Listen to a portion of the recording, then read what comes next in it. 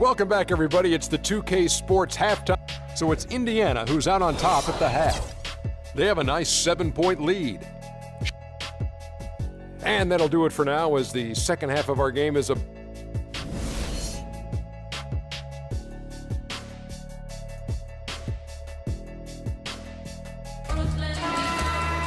The second half just about to get going here. What a game for Ellis. He has 9 points, and he's chalked up 1 3-pointer on the day as well. And Clark, I'm sure that won't be the last one. A lot of times he can get hot and stay hot from beyond. Taking a look at the Bulls. Mirotić is out there with Robin Lopez. Then it's Rajon Rondo. Then there's Jimmy Butler. And it's Wade in at the 2-guard. Butler kicks to Mirotić. Outside Rondo.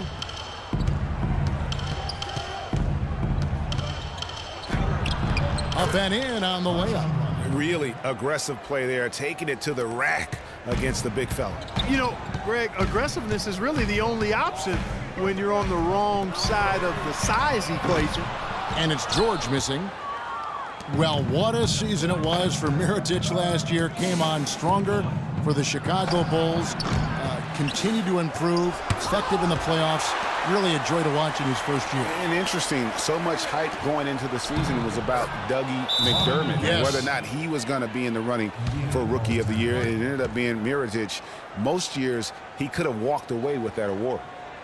For Mirotić, he was most valuable late in games, guys. From March on, he led the league in fourth-quarter points per game. Al Jefferson, he's checked in for Turner. Pacers leading by 5. Teague inside the line, and the Pacers can't get it to go. 1 for 4 from the field since halftime. They're having a tough time getting it going here. Fires for 3. Mirotić's shot is off. And for that note about Mirotić, in the fourth, he outscored LeBron and Westbrook that month. That's impressive for any player, much less a rookie. The finish, hammers it in after taking it the length of the floor. Great anticipation and awareness to come up with the steal and trigger the fast break. And now just a one-possession game thanks to that quick hitter. Outstanding play in the open court. The 3 from George. And the Pacers can't get it to go. And it's just one of those days, guys. He has just struggled to shoot the basketball. The shot by Butler, nobody around. It's hauled in by Paul George. That's a shot he's got to hit. You don't get many looks better from that range. Ellis, a beautiful reverse layup. Ellis has got 11 points. Oh, how pretty was that? Used the rim to protect the ball perfectly.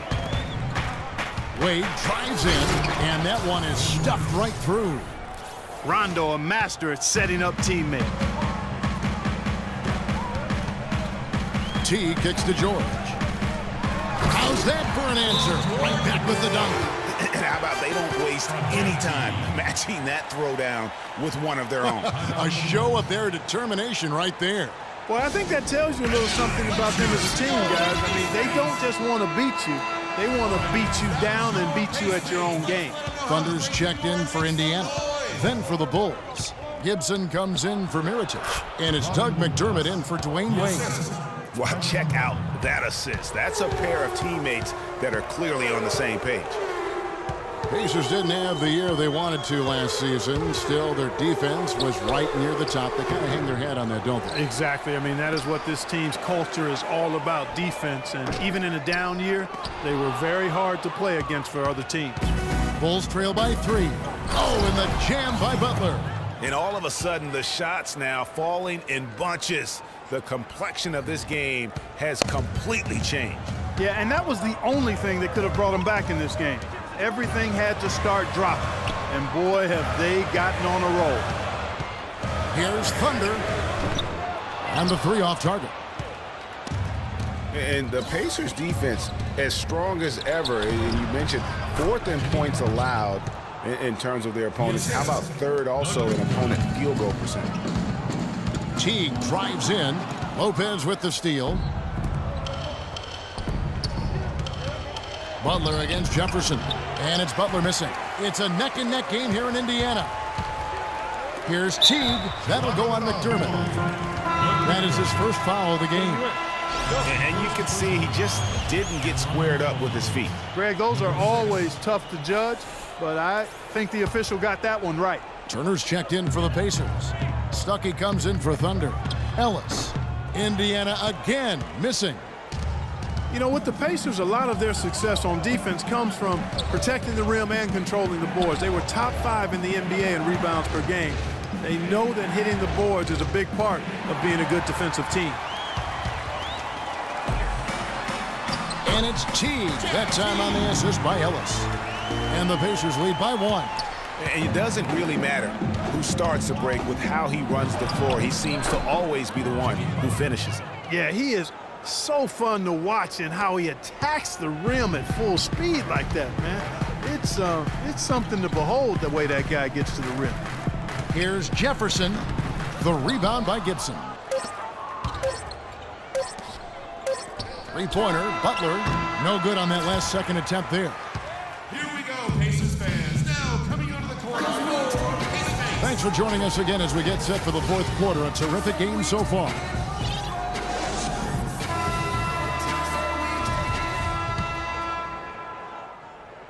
The Bulls shooting reasonably well, 45%. Stuckey and George make up the perimeter.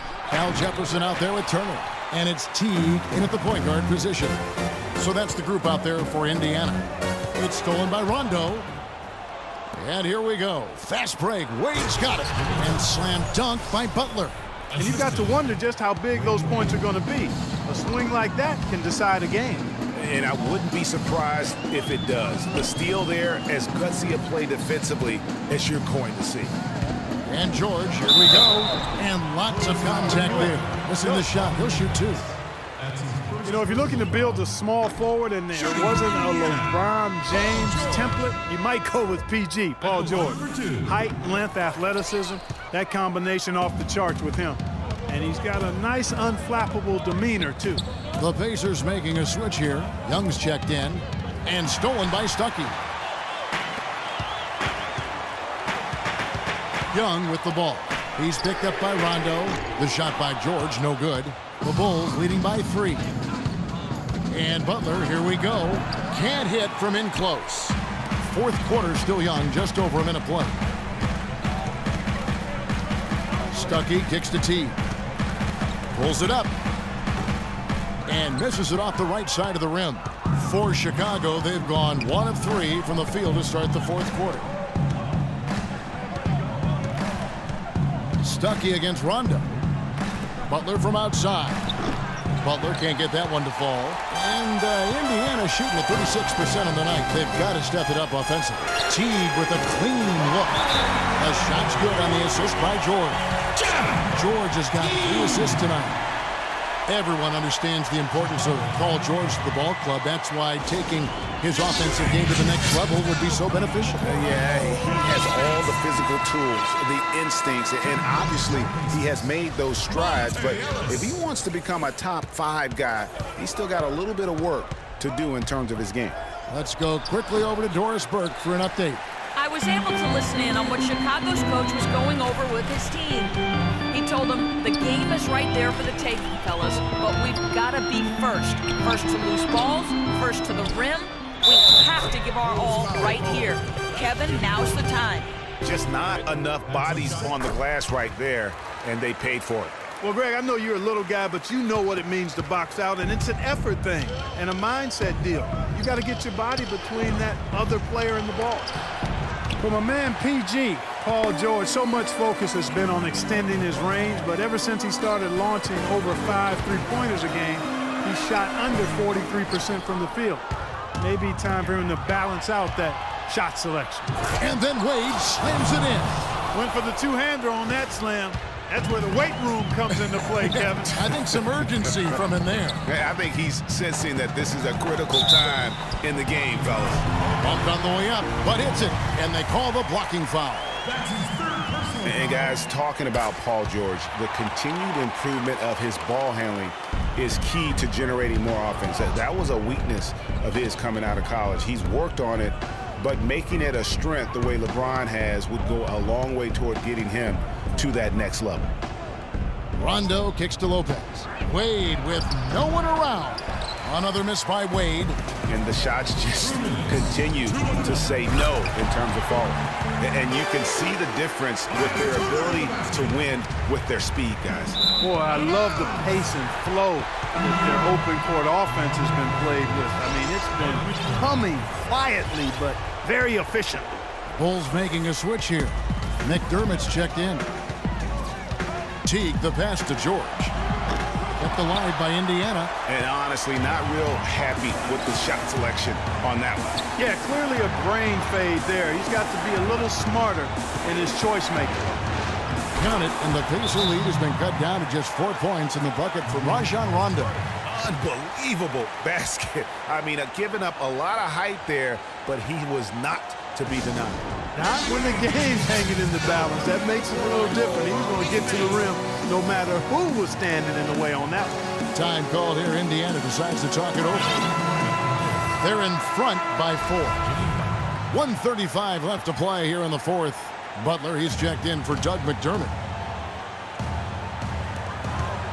1:35 left in the fourth quarter of this one. And here we go. The Bulls fast break. It's deflected. Young with the steal. Here we go, one-on-one. Here's George. Wide open shot is on the money. George has got 5 points in the quarter. And guys, what do you think about the hustle stance for Indiana? Their high-energy defensive effort has paid off for them, guys, with more than a few steals over the course of the ballgame. Yeah, but also, they haven't missed a beat in terms of their fast break game. That's been equally as effective all night long. They're down right now, trying to stay in the game with the 3-ball.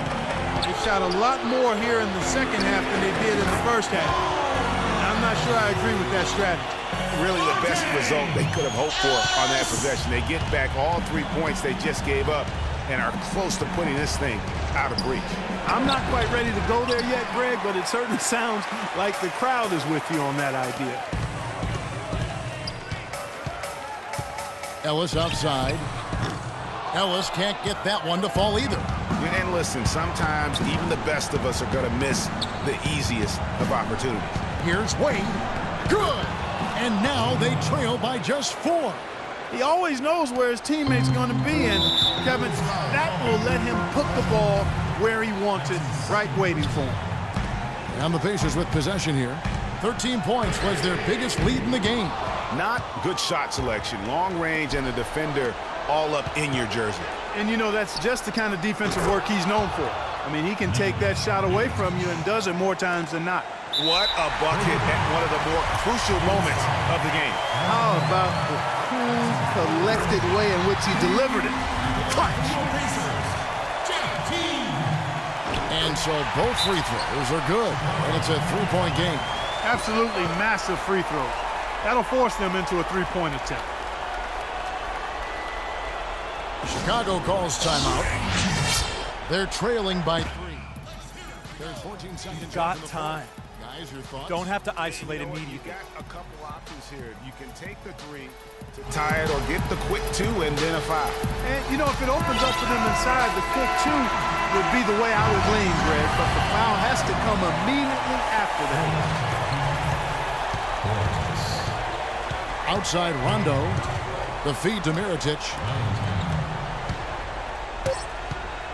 Outside Rondo to force OT. Oh, he had a chance there to send it to overtime, but they come up empty-handed. So a close game sees Indiana take this one. What a show they put on here at home tonight. Guys, Paul George standing by with me here. And Paul, first, The 2K Sports postgame show.